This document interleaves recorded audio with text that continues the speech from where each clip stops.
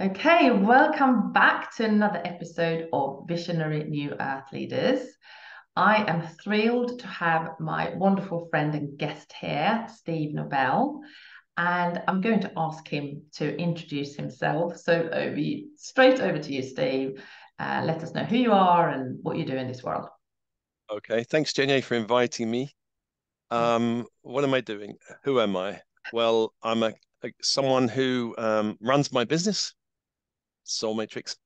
I offer lots of transmissions on YouTube. I've got a big following on YouTube, actually, of people who follow these transmissions and meditations. And I'm kind of running a spiritual business, retreats, workshops, and stuff. And basically, it's the whole thing. I guess we're in the same business of ascension and helping light workers or star seeds to navigate these times. And we're also interested in spiritual business, I think both of us. So Yeah, thank you that's so kind of much. me. Yeah, it's such a needed place to go. And yeah, if you haven't seen or known about Steve yet, he's got an amazing YouTube channel. You have all the notes at the bottom of this episode. You'll find all the notes about Steve. But let's dive into this transition because when we talk about awakening and transitioning into higher consciousness, ascension, and all those kind of words, what does it what does it actually mean to people, whether you are a light worker or whether you're a starseed, or whether you're somebody working in corporate trying to get out? What what's your best way to describe this, Dave? What's Well, happening? it's kind of a metaphor, isn't it? Awakening. Well, I like the Yeah, metaphor. We wake up like the Matrix, yeah, Neo in the Matrix. yeah. And what are we waking up from? Well, the world we're living in is run in a set way, and we're in this world really running on what we could call our personality selves or our ego selves. This is who we are. We go through school, family, schooling, job, and we're really running on the personality self. And there's a deeper self than that, but we don't know it until we kind of wake up. There's this deeper energy, deeper light. And the personality self is made up of three levels, really. And they are physical body, emotional body, mental body. And just as the physical body is a body, the emotional body is a field of energy, and then the mental body is a field of energy around that. And then there are other layers. Um, Waking up is to go beyond I'm just a body, I'm just these emotions, I'm a mind. This is what we identify with, isn't it, really? I am white, British. I have these emotions. I think a certain way. I have these identities. This is the kind of ego self. And this is who we are. And it's not that we ditch it, but we start to go deeper in it or go beyond it or expand it, whichever metaphor works really. Because deeper inside the ego is a deeper energy, a deeper light that really is a deeper intelligence within us, that's within the universe as well. That until we touch it and experience it, we don't believe it's there. We go, yeah, right, yeah, there's angels, right, and um, I was at a party with my granddaughter and my ex-wife. It's a big tribal gathering, it's like loads of relatives. And one of them turned to me, he must have been checking me out, and said, "Do you really believe in all this starseed stuff and all this stuff?" And it's very hard to speak to someone who's never touched the light, if you know what I mean. It's like saying to someone who doesn't believe there's a continent of America or something. There's America. I've been there. Are you sure? It's just like they have to have some kind of touch of experience to start to open, or they must have some calling from the light that they're feeling to start to open. Otherwise, it's a pointless conversation, really. And the journey is transforming the ego, which means we're going beyond our identities, beyond our limiting stories, beyond our limiting thinking, beyond our reactive, emotional, someone says something and there's a Triggers. reaction. Mm-hmm. Or what our world really encourages is this strong body consciousness, which is good to be really grounded in the body and love the body as a temple of the spirit. But the way the world is with the magazines and this comparison and the mind is always, you probably know this. I think women are touched more by it actually because Yeah.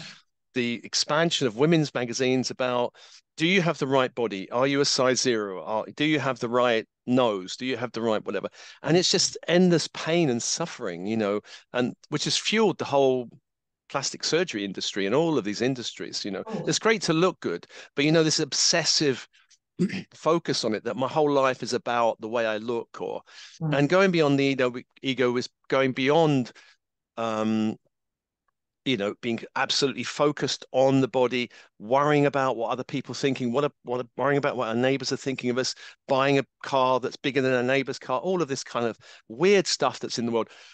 But then it's like, what is deeper? It's like, well, there's there's a deeper sense of magic in the universe, a deeper sense of possibility when we start going beyond all of this kind of fixated way of living. And that's what I'm really interested in, where we start to really basically align our ego with our higher self or our deeper self. And that's where the magic happens, because it's almost like we can't do it without connecting to a higher energy. So we have to go a step up. So how do we transform the egos? We connect up. In AA, they connect with the 12 steps in God. It's all about God, isn't it? And that's how they start coming out of that addiction. And so to come out of the ego and all those ego games we play, we have to start aligning with the higher self, which is meditation, and finding people who've got that connection and going, wow, I want to be in that vibe. I want to be in that resonance. I want to be in that transmission of light. And a lot of people are really I'm quite surprised, because when I started my business, I got inspired to do this. One morning, woke up, I just thought, it doesn't feel like a great business idea, actually. This was back in 2016. It's not a good business idea, but I've got the calling, I'm going to do it. And so now I find it is a great business idea. I've got loads of people interested. So there's a lot of people waking up in the world, and that's good news for people into spiritual business like us. Exactly. What came to me when you were talking about actually the waking up and the different sort of stages that people are in, I think we could dive deep into that, because my experience is that some people will and some people won't. So perhaps we want to focus maybe a little bit the conversation on how we can really support those who has had this moment of touching the light, and what to do then, because it's almost like there is a timeline for everyone, and the ones that don't feel they're ready, it's kind of like there's nothing we can do as leaders. We guide other people, both you and I, Steve, and I feel that, if you can add something to that and support those people that are touching the light but I don't know what to do, because those are the ones that we really want to support. Well, the soul, which is the bigger part of us, is multidimensional, and there's an evolution of the soul which goes through many lifetimes. And for old, there's this idea of old souls which have been on a journey quite a long time, and the older souls, which those people have been, if you look at the metaphor of school, they've done the university. Oh, excuse me, mate. Got a bit of throat this morning. They've done the MA and the PhD, and they're ready to progress on. And there are others who are kind of newer in the block and are still progressing through, and they're not ready to move on. There's nothing wrong with that. But there's a lot of people waking up going, I'm ready to move on from this plane of existence or this dimension or whatever. And they're the ones who are going to go. They're the ones feeling the calling. And the majority of people on the planet are not feeling that calling, and that's fine. They're happy with their life, and that's great. But the people who are being touched, one of the patterns which is happening for a lot of people is they exist within structures of resistance. So what that means is, say someone wakes up and their husband or wife is completely not interested or even against their awakening or against their interest in spirituality. Maybe their family are against it. Maybe their job is not really encouraging it or doesn't want to know about any of that stuff. It just get on, make money for us. So they're in these various structures of resistance. So what really helps a soul is, or what tends to happen is they start to have to move away from some of those structures, or the structure itself has to transform. For example, a marriage, if the partner is completely opposed to someone's spiritual journey, that marriage will probably dissolve or the person will go, I'll just um, negotiate and tone down and not do what I really want to do. So there's that kind of choice, really, or a job that's completely closing someone's heart and closing someone's mind. They have a choice, well, I've got to pay the bills, or shall I leave? And this is really a kind of heroic journey for people because Mm. they're faced with choices around structures that don't support their journey. And everyone's going to have this, I'm sure you're in a marriage which does support you. Otherwise, you'd probably Yes. find it difficult. I couldn't thrive in the way I thrive if I wasn't Yeah, supported. It's a lot yeah. easier. It's a lot easier. Even if the partner's not interested, but is open and supportive, Yeah, that's fine. They don't have to be on the journey totally with you. It's nice if they are, but they don't have to be completely understanding what you're doing. But if they're opposed to it, that's where the problem is. Or if your family is opposed to it. My ex-wife used to say to me, "What cult are you in now, Steve?" mm, And mm, that kind of stuff. Um, my children don't understand it. My grandchildren are kind of interested and they love all the crystals. I'm surrounded by crystals. They go, "Oh, granddad, all these crystals you got." yeah, So the structures around me, I've managed to negotiate. So I'm no longer working in a 3D corporate company. I've got my own business, which is great. I mean, that's the great thing about having your own business. There's no one telling you what you should and can't. You can bring as many crystals as you like. I've yeah. got hundreds of these organite pyramids, which I have everywhere, these kind of things. They're lovely. And no, there's no boss telling me I can't do that. So I think that's one thing. When people are waking up, they're going to hit structures of resistance. It's very rare that someone wakes up and their family going, "Thank God you've woken up. We've been waiting for you." Or your husband says, "I've been doing all this meditation, waiting," and it just doesn't happen. No, yeah.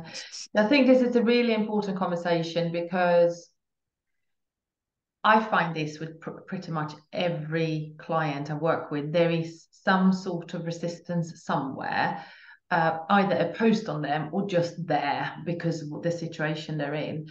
And we always navigate this, and I've had to go through the whole navigation myself so that I can then advise on this, of course. But then everyone has their own journey. They all have their own. Sometimes the marriage will actually transform and evolve, and sometimes it will dissolve, as you said. So I think when people come up through these kind of walls of resistance within them, it's really what's happening here is fear of change, isn't it? This is fear of that what they have and where they feel safe Yeah. is going to crumble and dissolve and disappear. So let's dive into this because I feel this is what holds most people back from accelerated awakening because they held back with the fear. Let's just ease this for them and explain what happens when you don't resist and you go for it because you know that. Yeah. Well, everyone hits resistance, and the outer structures of resistance are a reflection of our inner structures because we've chosen them to keep Sure. safe. There's a certain level of safety. Hey, this guy, he's very grounded. He's got money, and then now he's blocking me because I'm waking up. The thing which I liked about this person suddenly becomes a resistance. So the structures around us we've created and we've accepted and we've chosen them, and then as we shift, we start to look at those things, go, well, I need to change some of those structures or negotiate with them. But we're also needing to change our own resistance to the journey because safety is primary, isn't it? In this Yeah. world, we Yeah. have an ego which is partly there to defend our vulnerability. We Mm. come into the world vulnerable, little children, and we develop these kind of personality traits, whatever they are. We could be argumentative, rebel. We could be someone who just kind of avoids and hides or whatever these strategies are to protect our vulnerability. So when we start waking up, under every single resistance pattern is fear. Yeah. And will I be safe? Yeah. Is the journey safe? Yeah. And how do I know it's safe? And how do I know where am I going? I don't even know if I'm going. Where am I going? All these things. And so, of course, there's fears. But as we take steps towards it. It may be just like meditating or finding a teacher or joining a class or something. We start to relax. The ego itself starts to relax, going, hey, maybe it's not so bad, all these fears I had about it. And then we can go a bit further on the journey. But the fear is always going to be there for quite a while, and it will show up as doubt, as confusion, as avoidance, as any number of things that we will do to avoid taking the path, because the path is scary. Yeah. I know I was in a marriage when I started waking up with two young children, and it was very difficult. And then I was in a 3D job, and that was very difficult. And so I had to negotiate all of these difficult structures. And in the end, I left the marriage. I'm still actually good friends because we're grandparents now with my ex-wife, and I've now liberated myself financially and work and all of that, and relationship is we're completely on track. So I've had to negotiate not only the outer journey, but my inner journey of my own fears, my own resistance, my own doubt, my own am I worthy, or all of these things.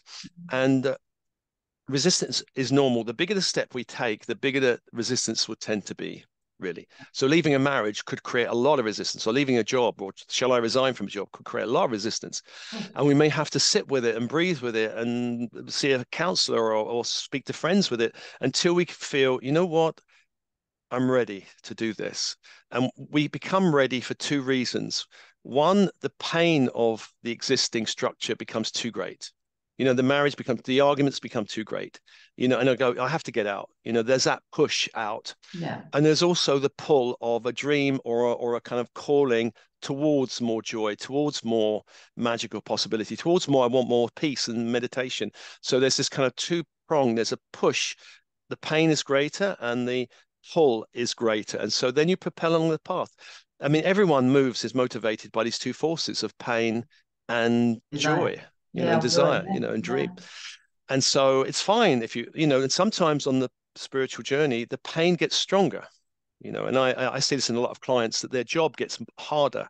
It happened to me actually. I was in a job where I was a middle manager and money was all right and everything was all right. But then the stress and the pain got worse and worse and worse and worse. And I got a narcissistic boss came in above, and like, oh my God. And it's like the universe was conspiring to push me out. And I think that's what happens. Yeah. The soul or the higher self will conspire to get you out, and it will use pain and difficulty, and it will use joy. It will use Yeah. both. People think it's all love and light and rainbows, and it's not. Sometimes it's painful. And the Mm. journey of waking up can be facing parts of ourselves which are incredibly painful. And, I remember actually I spent about a year dealing with guilt about leaving the marriage and just breathing with it. And it would be so strong. And I Mm. had to kind of do a lot of healing around that. Yeah. So Yeah. the journey will provoke some healing crisis, perhaps, and we might Yeah. need to go on healing. Yeah. So, And yeah. I can really relate to that as well, Steve, because I was working in hospitality so I learned to become a massage therapist, sports therapist. So I did all the massage and physical sort of like therapy. And I learned the reflexology and the other things later on. But I was actually in hospitality, and the pain that showed in me was, yes, there was a pain inside of me that I didn't want to be there anymore, but I actually developed a physical pain in my shoulder and a physical pain in the back that I actually could not deal blackjack anymore because I was working in casino, Right. very posh, Green Park, like, in central London, very luxurious and nice surroundings and not being pushed too hard to work. Do you know what I mean? It was a nice environment, but energetically it was the wrong environment. So my body actually was in so much pain, I had to leave the job. Yes, yes. So actually a physical manifestation of the pain. And obviously that I healed that and I had all the treatment, it was fine in the end. But yeah, so I mean, I've gone through that myself, and I feel I knew at the time what it was. Do you know what I mean? I was under no illusion what more that was about. But yeah, and then I massaged, and I was worried. I remember thinking, am I going to be able to massage and do treatments on people if I have this pain? But miraculously, after a couple of months, it was all gone and I was fine. As it So happens. exactly. But it Well, was, pain can happen physically, emotionally, or mentally, or yeah, all of them, really. and Yeah, all of them exactly. yeah. So I've had experience of this as well. So I would love to. What came to me when you were talking about the fear as well? So I feel that for people to, all right, so there might be this push and then the pull, the desire, but also where we want to be is in trust. Because from my own experience, that was a push and a pull. But then everything I do now, it's all based on trust. And I think that's a much nicer and it's more pleasurable Yes. to transition in trust. So let's talk about the trust. How would that work for you? What happened for you when it came to trust, and what can we share with other people? Um, Um, well, one of the things that happens is we start to open up our inner sense of intuition, you could say, where we start to feel things. Energy becomes more sensitive to energy.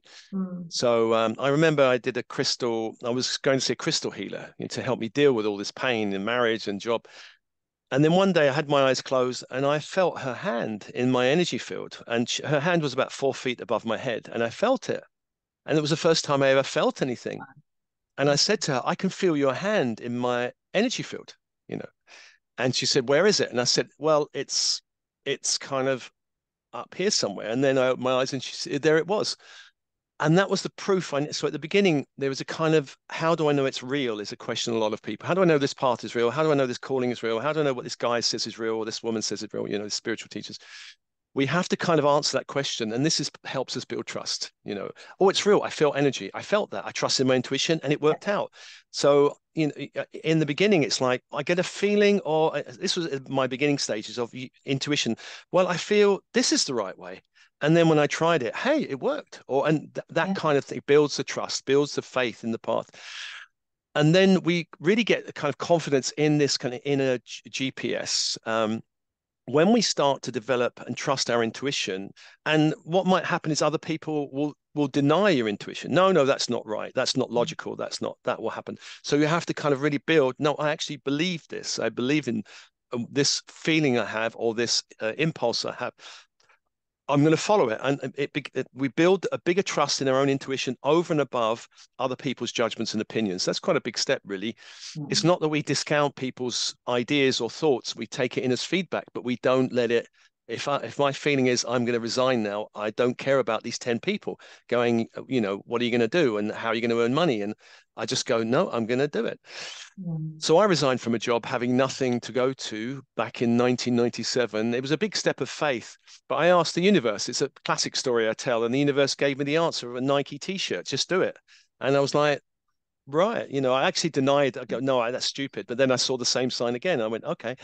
So that was me following the signs. And there's this kind of synchronicity and signs that also is part of the intuition thing that mm, the following day after I resigned, there was a double rainbow. And I'm like, the universe actually will start speaking. It's kind of an interesting thing that in the beginning, until you have the experience of it, it's a bit like, whoa, what the universe can speak. So a mm, good friend of mine who's a coach and a healer, she was in a bookshop and a book actually hit her on the head, flew off a bookshelf, hit her on the head. She picked it up and she went and trained with a woman in America. It was literally the universe kind of hitting somebody on the head. It yeah, can be like that. We have to be a dialogue with the universe, and the universe is a higher intelligence than us, not individual people, but the higher intelligence of the universe. And that is the faith and trust that there is something bigger than ourselves that knows our path, knows our way, that can start to have a dialogue with us. And so I do tarot for myself sometimes. I'll ask the question and and I go, wow, that's the answer. Or I put out the other thing around trust is intention, the power of intention, because you can put out intentions. Wouldn't it be great if this happened? And then suddenly that enters your energy, enters your reality. It happened to me recently. I had I had the thought, wouldn't it be great if I could do a certain project, if that could happen? And then I got contacted by two people, and that we've been chatting, and suddenly there's this project. I'm like, we can do it. Oh wow! And they look a really good vibe as well about these. So it's really interesting. And I've always wanted to go to Barcelona, and they live in Barcelona, so I might go over and hang out with them. So mm, it's like intention, synchronicity, trust, faith. It's all kind of interacts and interweaves, and it's about experience. And the more we do it and trust it, I remember I used to I didn't quite trust it in the beginning. I used to say, I think I heard this teacher, Diana Cooper, saying, well, if there's angels around, there's white feathers. You'll see a white feather. I And I do. went, Yeah, I'll see them. yeah, Yeah, yeah. And I I went, know oh, they're right. I went, sure, yeah, okay. There's always a white feather if there's an angel around. So I said in the early days, I used to do this. I said, well, if this is true, universe, I want to see thousands of them within the next day or so, thousands. And I thought, yeah, universe, you deliver that then. Yeah. And then I went for a walk on Streatham Common, which is in South London, and the whole of the common, everywhere I looked, was filled with white feathers. It was literally hundreds of thousands of them. And I thought, what's gone on here? And, has there been a wedding or something? But it was actually literally little feathers. I have no idea what happened. But anyway, I went, okay, fine. All right, white Wow. feathers exist. And then I pushed the boat again another couple of times. And then I got a message, kind of a meditation, stop pushing it. You've got your answer. And I went, you're right. I am keep pushing it. I've got the answer because if I keep pushing it, I'm distrusting the answer, and I need to trust the answer. You And the need answer to. was pretty convincing, actually. Yeah. So Yeah, I yeah, love that so much. And you know what I think what came to me when we were talking about the trust and went into that part of the conversation now was also to create space for your intuition to come in. And yeah, I think it's so let's say somebody is in this position where they have the structures around them that are there's resistance, inner and outer resistance. Um, Obviously meditation gives you space for your intuition, but what could we share, because I have my own methods of creating this space, but what could we share for people to create this space, because we can't hear the intuition if we are in our heads all the time, stressing, running around, trying to overthink everything. Obviously Steve's channel is great for de-stressing meditations, but talk a little bit about this, because it's also a change of habits, right? yeah. We've got to look at external pressures, external stresses, external people in our faces. Mm. And we need to make some adjustments about that. If there's someone always in your face, you need to find a little bit of space from that.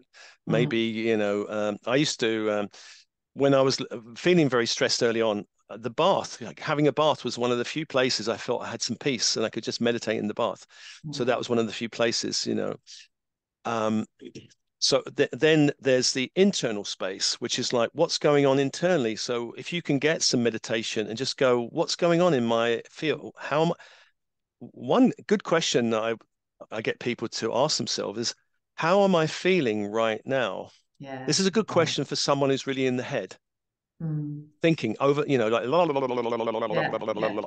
and Mm. then if I say, how are you feeling right now? And they would go, I think, and I went, no, no, no, no, no, no, no. In your How are you heart. feeling right now? And they have to kind of drop. It's like a Yeah. bodily Drop thing, into isn't it? You have heart. to drop Mm. and Mm. breathe. Take a few breaths and breathe. How are you feeling? And for at the beginning stages, for someone who's really in the head, it's a bit like the 50 words for snow, the Inuit. In the beginning, well, there's snow. I'm feeling good. I'm fine. I'm all right. And then slowly, as they sink in, they might go, well, you know what?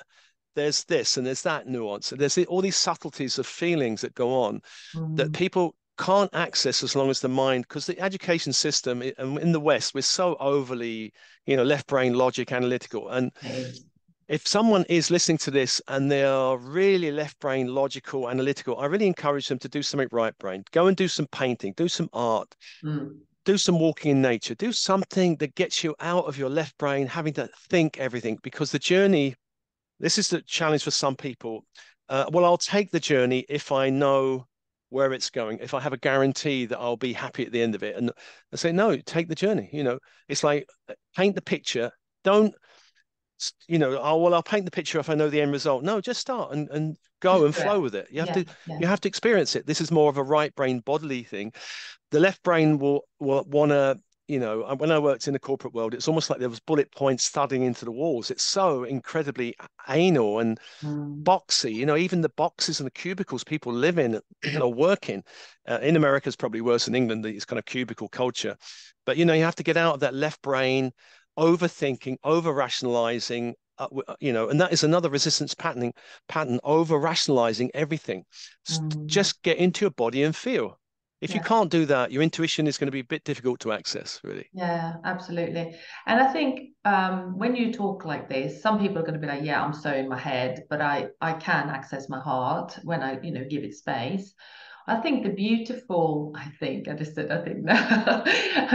feel and believe that the beautiful harmony is when we have really mastered the creative, feeling the space, being on the journey, enjoying the journey, and then still be able to take some logical decisions about certain things, because it's like the balance between the two, right? Yeah. I feel genuinely that I am there myself because I've done so much work on myself and everything, Yeah. or had work on me as Yeah. well. That's joy. I mean, look, I feel personally, and I feel you're in the same space, Steve. Let's talk about that a little bit because that's actually the reward, being able to balance the both, I feel. Yeah. Well, there's a natural progress for people who are, um, well, let's say, or heady, or also a bit into negative thinking, judgments. There's a Mm, natural progression on the spiritual path towards embracing the positive, mm, embracing the heart, embracing that's the natural progression. yeah, And what can happen is that there can be for some people, a denial then of, well, I don't want to look at that's too negative, or I don't want to think about it. I just want to feel everything. And so there can be a progression where people start denying one part of themselves because it's been overactive and go on the other side, which is mm, fine. But then there has to be this rebalancing because if you're really unbalanced, like overthinking or really judgmental, and you start going, well, I'm only going to think positively, or I'm only going to be in my heart, and then you go there, then at a certain point, yes, you kind of gone beyond rebalancing. You're now like that. And yeah, so the journey then is, well, how can I bring back in my mind? So this is what happens for a number of entrepreneurs I've seen is that they've gone on the journey of embracing the love, the light, the positive, the heart, and they don't think. They stop thinking about. They can't look at their business strategically. They can't actually think, well, is this the best? So the mind has to be engaged, but it engages in a way that it doesn't dominate, which is the problem before, isn't it? The mind has dominated everything. It squashes the heart, squashes the intuition. Once you awaken the heart, the intuition, then that can try and squash. I don't want to think.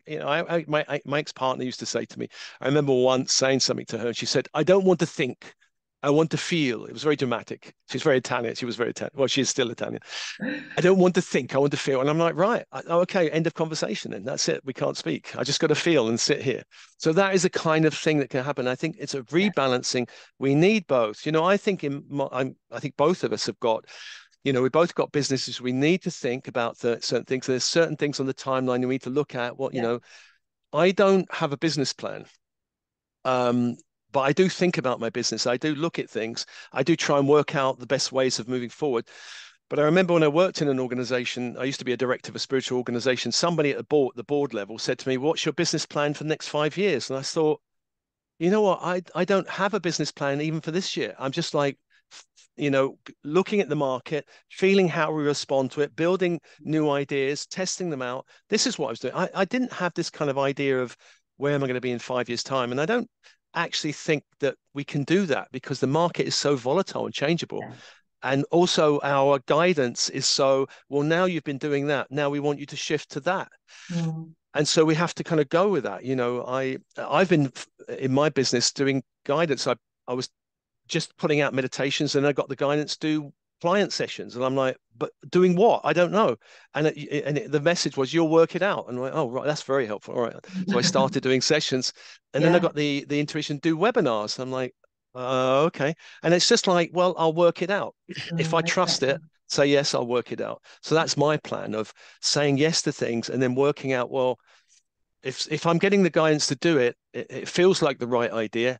How am I going to make it happen? Then you do need the mind for that. Of course, yeah. And I think this is so I work with a lot of entrepreneurs starting up. Some people have been going for a while, but they need more structure and they kind of need a plan, but they don't know how to put it together. And Yeah, it's not a 5 year plan, it's more like, oh, what do you really want to create, sort of thing. yeah, And in my own experience, it feels like this guidance that we get from inside, building our businesses, I feel that that same guidance with awakened or embodied, if you like, leaders and CEOs and other businesses would be brilliant because it could take not just an entrepreneur business, but actually a company to yeah, another level as well. That's what this is my kind of thing that I'm collaborating with at the moment. But I would love for, because somebody actually said this to me, what's the bit I need to create a business plan, Jenny? I'm like, no, you don't you don't need to create a business plan. You just need to create who are you going to serve right now? Like what yeah, feels good for you right now? But what I wanted to say with this as well, I feel that we can reassure people who are on a spiritual entrepreneurial journey, as well as people who are awakening who may be in careers, that this type of guidance and trust in our creativity, like we are creating, aren't we, is the key, right? Yeah, yeah, I mean, this is a yeah. key to success, really, inner success.